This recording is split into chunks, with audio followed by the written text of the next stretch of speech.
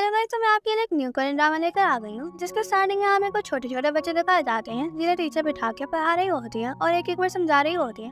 अब बच्चे उनके कहने पर एक एक वर्ड बोलते जा रहे होते हैं और हमारी फीमेल लीड जोवोन चुप करके बैठी उन्हें देख रही होती है। तब जैसे ही जोवोन की बारी आती है तो वो सोचने लग जाती है कि उसे क्या वर्ड बोलना चाहिए। पहले तो वो ओट्री कहती है। अब जैसे ही मैम और बच्चे उसको ओट्री सुनते हैं तो बच्चे कहने लग जाते हैं कि ओट्री क्या होता है।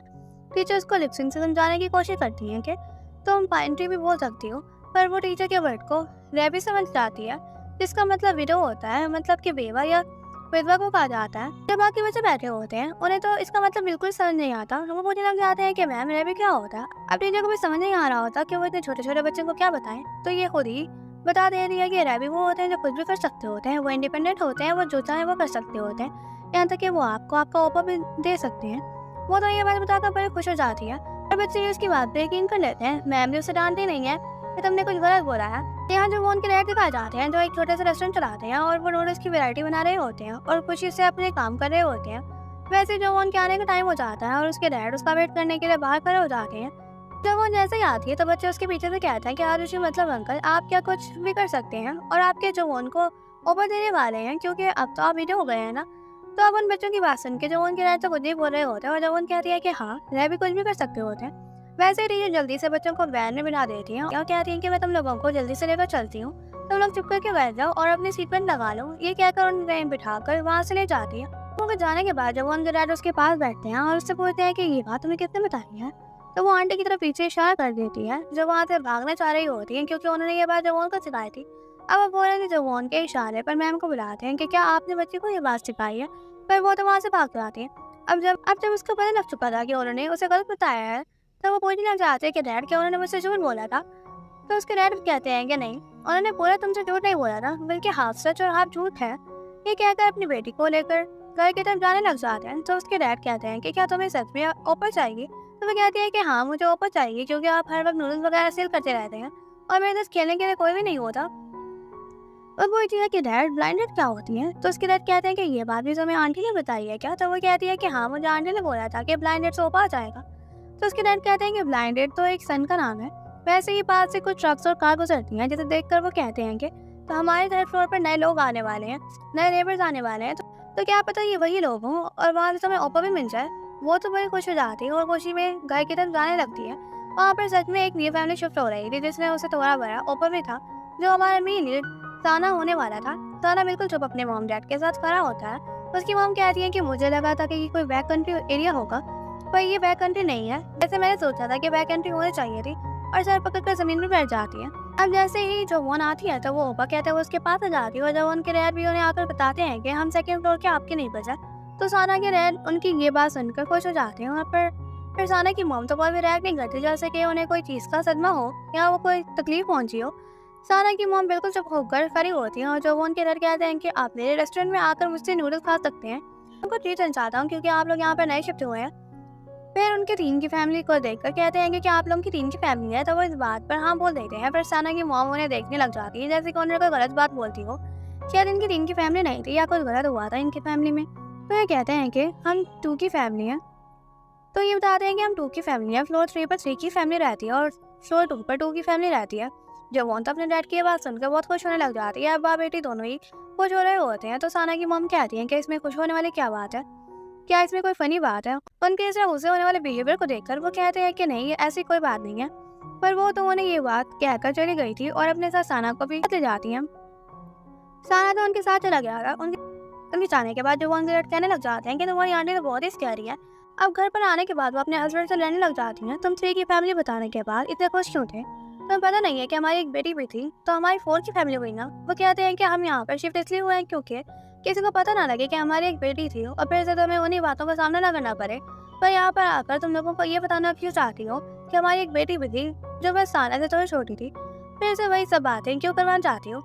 पर वो तो इस बात पर लड़ने लग जाती है। हम 4 की फैमिली थी और 4 की फैमिली ही रहेंगे। अब इनके घर के नीचे तो रश लग चुका था, यहाँ तक कि पुलिस को भी बुलवा लिया जाता है। अब पुलिस इतना रश देखकर लड़ने की आवाज़ को सुनकर वही घर में पहुँच जाती है। थर्ड फ्लोर पर जैसे ही डोर क्रॉक करके उन्हें बाहर बुलाने लगते हैं। हमें मोहल्ले की तरफ से कंप्लेंट आई है आप लोगों के खिलाफ। पर जैसे ही घर से डोर ओपन करने वाले पर्सन को देखते हैं तो फौरन से कहते हैं सॉरी सर, हमें नहीं पता था कि ये आपका घर है। तो वो कहते हैं कल मैं पुलिस स्टेशन में आकर इस बारे में बात करूंगा। ये कहकर उन्हें वहाँ से भेज देते हैं। अब वो चुप करके खड़े हो जाते हैं कि क्या हमें ऐसे ही चले जाना चाहिए। तो दूसरा कहता है कि जहाँ तक बात है तो वो हमारे सर हैं। इससे पता चल जाता है कि वो भी पुलिस में काम करते थे। अब ये जब नीचे जाते हैं तो सभी लोग इनके मुंह की तरफ देखने लग जाते हैं। ये तो कुछ भी नहीं बोल रहे होते, पर एक आंटी बोलती हैं कि इनकी एक बेटी भी थी। अब ये उन्हें कुछ नहीं बताते, पर लोग समझ जाते हैं कि इनकी एक बेटी भी थी जिसकी डेथ हो गई थी, और सोचने लग जाते हैं कि इन्हें अपनी बेटी को कैसे खोया होगा और यहाँ से यहाँ पर आ गए, ऐसा क्या हुआ था। वहीं पर जवान के डैड भी खड़े होते हैं और उनकी पीठ पर जवान होती है, तो उनके डैड भी उसे लेकर जाने लगते हैं और उसे समझाने लगते हैं कि साना भी सैड हो जाता होगा जब उसके घर पर उसकी सिस्टर की बात होती होगी या कोई उसकी सिस्टर की बात करता होगा, जैसे तुम सैड हो जाती हो अपनी मॉम की बात सुनकर, क्योंकि तुम भी अभी भी अपनी मॉम को याद करती हो ना। तो वो कहती है कि हाँ, मैं अभी भी अपनी मॉम को याद करती हूँ। तो वो कहते हैं कि अंकल आंटी और साना भी सैड हो जाते होंगे, तो जब भी तुम्हारे ओपा मिले तो तुम उसे घर पर ले आना, हम उसे कुछ अच्छा सा टेस्टी खिलाएंगे। अब ये बात करते हुए जा ही रहे होते हैं कि जैसे घर के अंदर जाने लगते हैं वैसे ही उन्हें सीढ़ियों में बैठा साना नजर आ जाता है। साना को देखते ही जुबान कहने लगती है कि ओपा मेरे साथ घर चलोगे, हम साथ में बैठकर टीवी देखेंगे। वो कहता है नहीं, मुझे नहीं आना, और वैसे भी मैं यहाँ से जा ही रहा था। ये कहकर वो वहाँ से चला जाता है। पहले से घर के बाहर खड़ा होकर सुनने लग जाता है कि अंदर से कोई आवाज़ तो नहीं आ रही, पर अब सब बिल्कुल चुप हो चुके थे, तो इसलिए चुप करके अंदर आ जाता है। और उसके डैड सब टूटी हुई चीज़ें उठा रहे होते हैं जो भी उसकी मॉम ने तोड़ी थी, और इसको हाथ में लगन दे रहे होते और कहते हैं कि तुम्हारे हाथ में चोट लग जाएगी, मैं खुद ही उठा लूँगा। और उसके डैड ये भी बताते हैं कि तुम्हारी मॉम गुस्सा नहीं है, बल्कि जब कोई सैड होता है तो ऐसे ही लगता है कि वो गुस्सा कर रहा है, पर वो गुस्सा नहीं कर रहा होता बल्कि वो सैड होता है। साना भी अपने डैड की ये बात समझ आता है।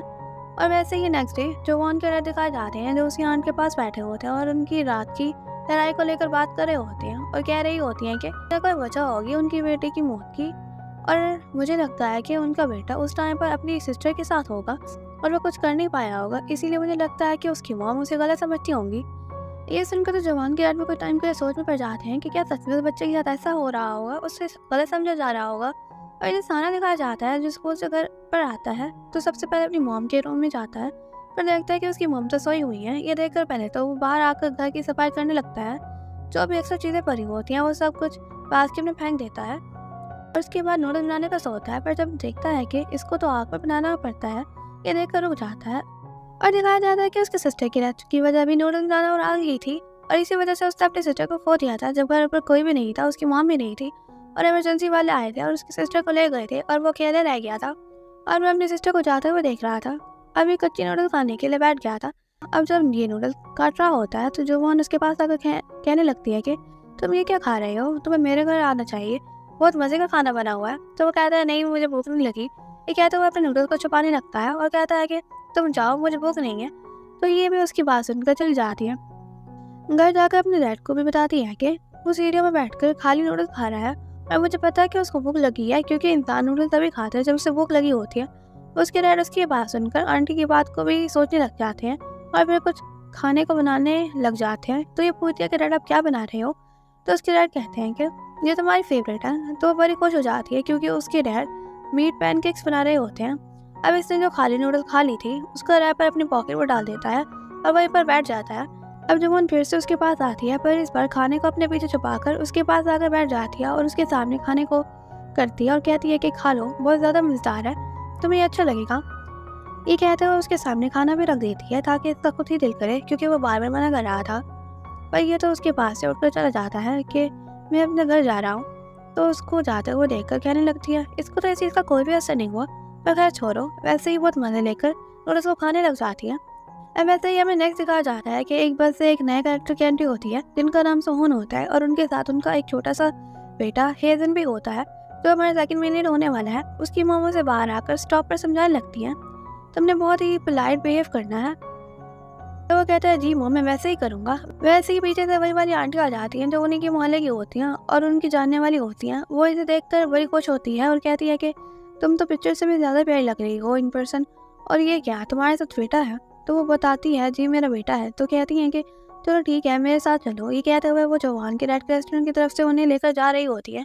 ऐसे ही वो उनके रेस्टोरेंट की तरफ बढ़ती हैं। वैसे ही पास पहुंचते ही वो जब गली में पानी लगा रहे होते हैं तो उनके ऊपर वो सारा पानी आ जाता है। अब जैसे जो उनके डैड को पता लगता है कि उन्होंने गलत जगह पानी फेंक दिया है, तो वो बाहर आकर हेजन की मॉम को देखने लग जाते हैं और ये ऐसे देख रहे होते हैं जैसे वो उन्हें पहले से जानते हो। इतने में जवान भी आ जाती है जो अपने डैड की तरफ खुशी से भाग रही होती है क्योंकि उसे छुट्टी हो गई थी।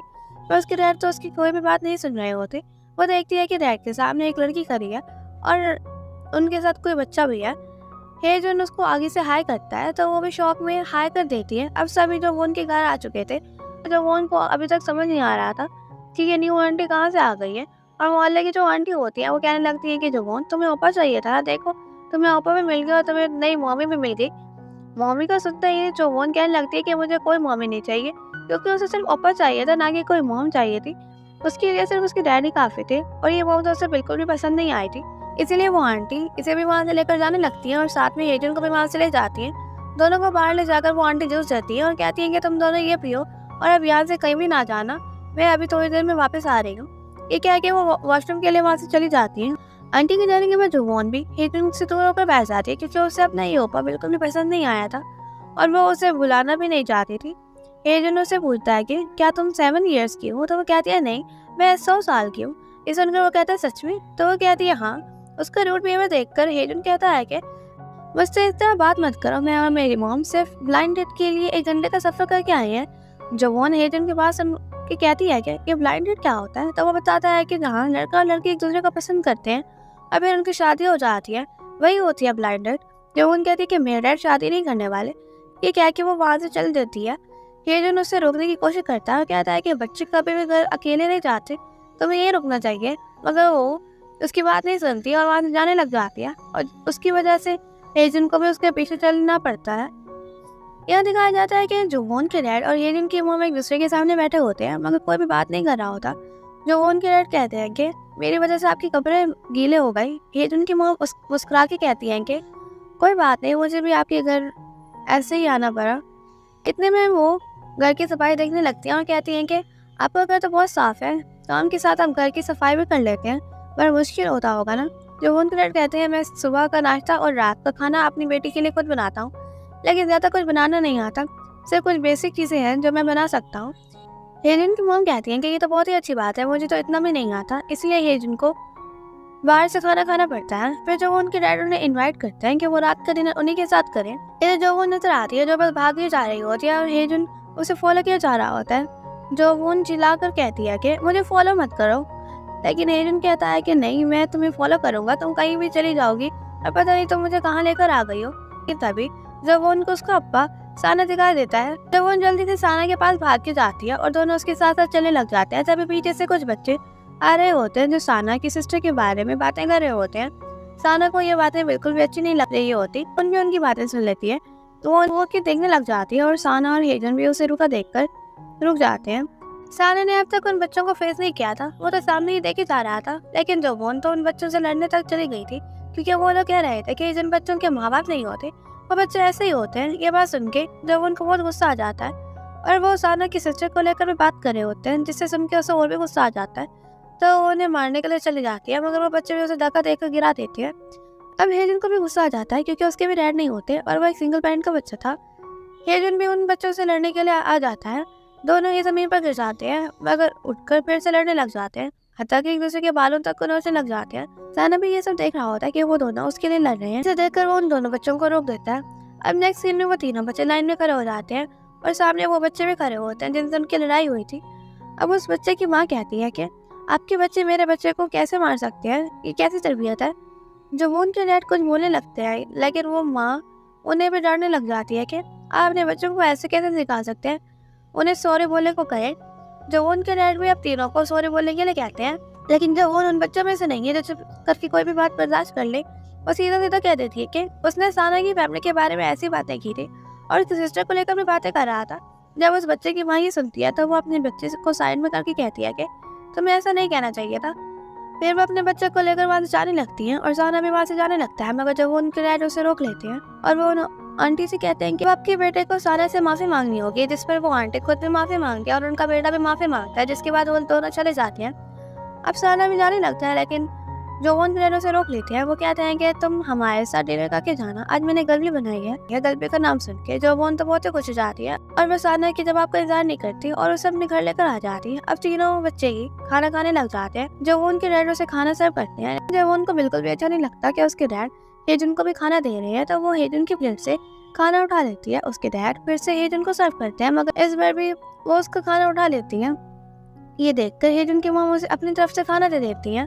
अब हेजन और उसकी मॉम वहाँ से जाने लगते हैं, और जब उनकी डैड ने उन्हें कुछ गलबी पैक करके भी दी थी, अब वो गलबी को उठाकर कहते हैं कि आए मैं आप लोगों को बस स्टेशन तक छोड़ देता हूँ। और जब उनसे कहते हैं कि तुम यहीं पे रहना, और सारा से कहते हैं कि तुम इसका ध्यान रखता जब तक मैं इन लोगों को बस स्टेशन तक छोड़ आता हूँ। लेकिन जब उनको तो बिल्कुल भी अच्छा नहीं लग रहा था कि उसके डैड हेजन और उसकी मॉम को बस स्टेशन तक छोड़ने जा रहे हैं। अपने डैड के जाते ही जब वो उन पे जल्दी से पार्क में चली जाती है, और साना भी उसके पीछे आ जाता है, और हमारा एपिसोड यहीं पे ख़त्म हो जाता है।